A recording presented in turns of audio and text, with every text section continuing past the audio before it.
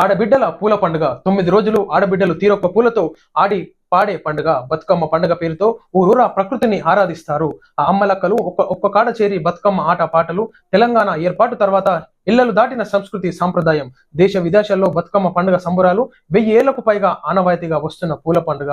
ఒక్కేసి పువ్వేసి చందమామ ఒక్క జాములాయే చందమామ రామ రామ రామ ఉయ్యాలో రామనే శ్రీరామ ఉయ్యాలి అనే పాటలతో పల్లెల్లో ఆహ్లాదకరమైనటువంటి వాతావరణం. వాస్తవానికి ఈనాడు తెలంగాణ రాష్ట్రంలో బతుకమ్మ సంబరాలు స్టార్ట్ అయినాయి. ఈనాడు మహిళలందరూ ఒక్క దగ్గరికి చేరి ఊర్లలో చిన్నప్పటి నుంచి కలిసిమెలిసి తిరిగినటువంటి స్నేహితులు అయితేనేమి వివాహాల తర్వాత వారి వారి అత్తగారి ఇళ్లకు వెళ్ళడం జరుగుతుంది. సో ఈనాడు బతుకమ్మ పండుగ వల్ల, దసరా పండుగ వల్ల స్త్రీలందరూ ఒక్క దగ్గర చేరుకొని చిన్ననాటి జ్ఞాపకాలు, అడవిలలోకి వెళ్ళి పూలు తెప్పుకురావడము, ఆ పండ్లు కోసుకురావడము, ఆ చెట్టాకు ఈ చెట్టాకు తీసుకొచ్చి అక్కడ ఉన్నటువంటి బతుకమ్మని పేర్చడం, సంతోషంగా అమ్మలు అక్కలు ముసలి వాళ్ళు అందరూ కూర్చొని ఆ సంతోషకరమైనటువంటి వాతావరణం కళ్ళతోనే ఆస్వాదించిన వారికి తెలుస్తుంది ఆ పండుగ సంబరాలు ఏ విధంగా